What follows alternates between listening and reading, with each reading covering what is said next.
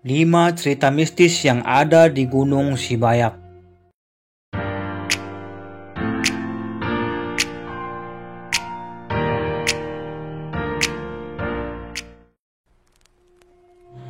Gunung Sibayak merupakan gunung berapi aktif. Tahun 1881 adalah letusannya yang terakhir. Gunung ini terletak di Desa Semangat Gunung, Kecamatan Merdeka, Kabupaten Karo, Sumatera Utara. Kira-kira 50 km dari pusat kota Medan. Sangat populer di kalangan para pendaki yang berdomisili di Pulau Sumatera.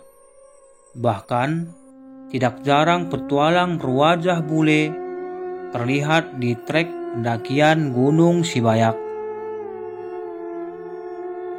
Kenyataannya, selain menyuguhkan pemandangan indah berupa hamparan alam yang luas, Gunung Sibayak pun dikenal dengan berbagai cerita mistis. Apa sajakah cerita mistis yang ada di Gunung Sibayak? Mari kita simak bersama-sama.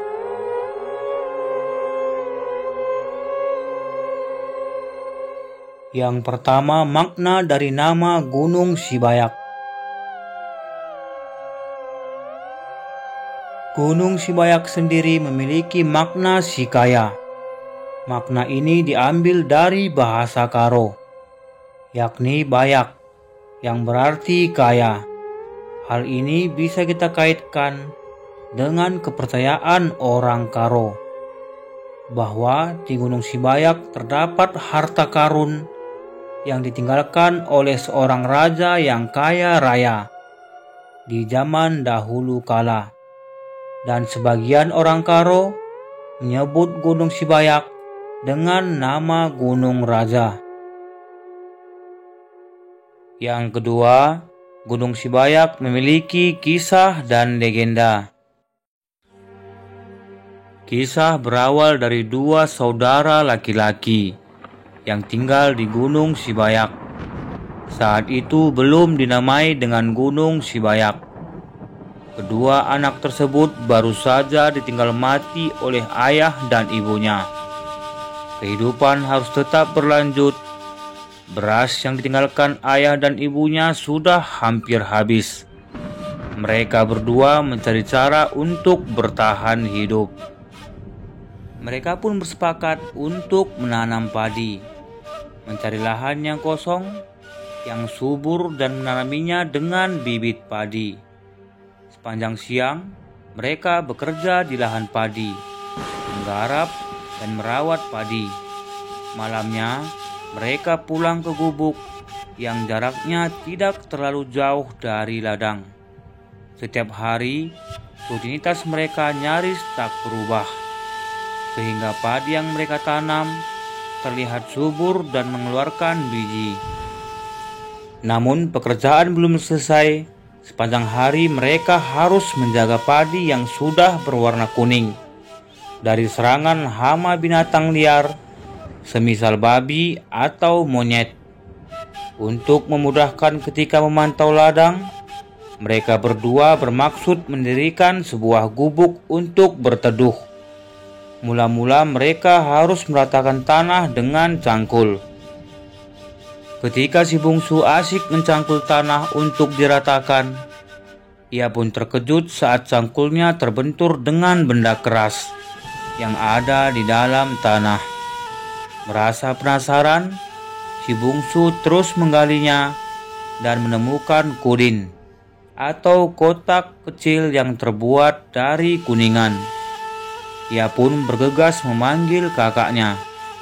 Mereka berdua bersama-sama membuka kudin tersebut. Betapa terkejutnya mereka berdua. Dengan senang dan bahagianya mereka, ternyata di dalam kudin tersebut mereka menemukan 2 buah emas yang berukuran masing-masing sebesar kepalan tangan orang dewasa.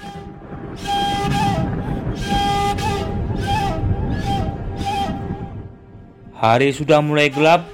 Dengan perasaan sukacita, mereka berdua pun pulang ke gubuk. Selesai mandi, Mereka berdua berdiskusi tentang bagaimana caranya mendapatkan uang yang banyak dari emas yang mereka temukan. Kesepakatan telah dibuat. Esok, sang kakak akan pergi ke pasar untuk menjual emas tersebut. Sedangkan sang adik seperti biasa pergi ke ladang untuk menjaga padi yang akan segera dipanen. Pagi sudah tiba, mereka berdua melakukan pekerjaan masing-masing sesuai dengan kesepakatan yang mereka buat. Sang kakak pergi ke pasar, sedangkan sang adik pergi ke ladang. Sesampainya di pasar, sang kakak menghampiri kumpulan orang-orang yang terlihat kaya dan menawarkan emas tersebut. Sementara di ladang, sang adik baru saja selesai membuat ranjau yang sangat mematikan di sekeliling ladang. Apapun yang masuk, dia akan meninggal tertancap bambu yang sangat runcing. Sementara di tengah perjalanan pulang, sang kakak melihat seorang penjual roti. Dia pun membeli roti sebanyak-banyaknya dan melanjutkan perjalanan. Sesaat kemudian dia melihat seorang penjual semacam alat bahan pertanian. Di sana, ia sempat membeli pembasmi hama dan memasukkannya ke dalam kresek besar yang di dalamnya terdapat roti. Tercampurlah antara roti dan obat tersebut. Setelah perjalanan yang cukup melelahkan, ia pun sampai di gubuk. Namun, sang adik sepertinya masih di ladang. Tanpa pikir panjang, ia pun bergegas menuju ladang. Namun, ketika ia hendak memasuki ladang, kepalanya tertusuk bambu runcing, terkena ranjau yang dibuat adiknya. Melihat akan hal itu, sang adik menghampiri dan langsung melihat karung isi uang dan roti tersebut tanpa memperdulikan keadaan kakaknya. Merasa lapar, ia pun langsung menyantap roti yang tercampur dengan obat pembasmi serangga. Setelah merasa pusing dan mual, sang adik pun meninggal di dekat jasad sang kakak.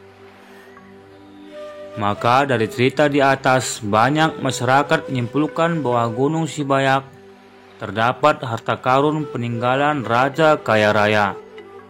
Dan ada sebuah kesimpulan lain bahwa tidak ada orang kaya. Semua kembali kepada pangkuan gunung tersebut. Gunung itulah yang kaya, Gunung Sibayak.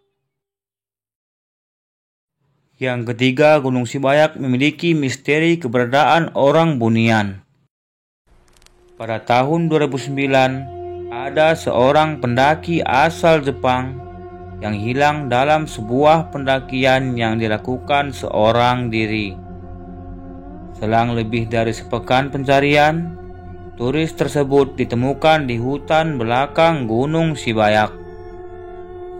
Ketika diinterogasi, turis tersebut mengaku ingin mencoba trek yang belum pernah dilalui orang lain. Sehingga akhirnya ia sampai di sebuah perkampungan. Namun, tidak satupun orang yang mengetahui perkampungan yang dia sebutkan. Seluruh penduduk di kampung tersebut memiliki kaki yang terbalik dan bertubuh pendek. Saya tidak sadar bahwa saya berada di perkampungan yang salah. Di sana ada pasar yang menjajakan berbagai macam makanan dan minuman. Namun tidak satupun makanan yang bisa saya pegang. Begitulah tuturnya. Saat malam hari tiba, saya melihat ada pesta rakyat yang cukup meriah. Banyak penduduk yang menikmati pesta tersebut. Mereka membakar api unggun dan berteriak-teriak. Hingga pada akhirnya saya berjalan mencari sungai dan ditemukan oleh tim Basarnas. Kala itu turis tersebut ditemukan dalam keadaan yang sangat memprihatinkan dan terlihat sangat lemas dan dehidrasi. Menurut penuturan warga sekitar, untung saja turis Jepang itu tidak memakan makanan orang Bunian. Sebab apabila memakannya, ia tidak akan bisa pulang lagi. Di Gunung Sibayak sering terdengar suara-suara teriakan.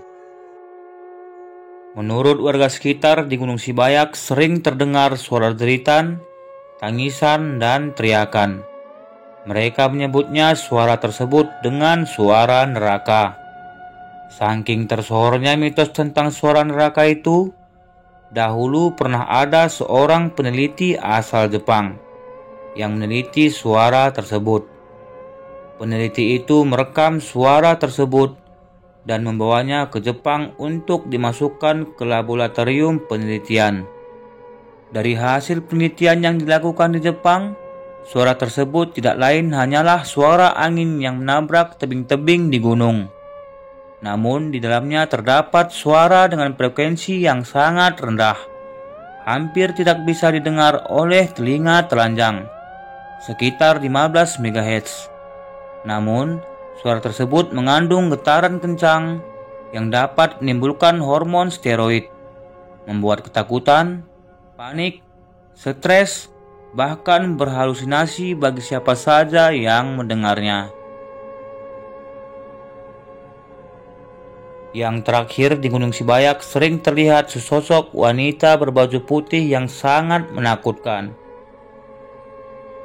Selain keberadaan orang Bunian, ternyata di Gunung Sibayak pun sangat akrab dengan cerita penampakan hantu perempuan yang mengenakan pakaian serba putih. Bahkan, banyak juga kisah wanita yang kesurupan saat menjelajahi alam rimba di Gunung Sibayak.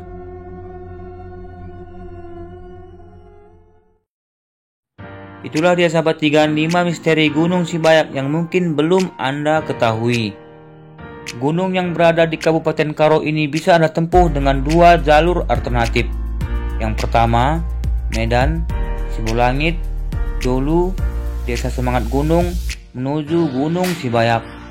Jalur yang kedua, Medan, Sibulangit, Brastagi, Desa Jarangmuda menuju Gunung Sibayak dengan jarak lebih kurang 50 km.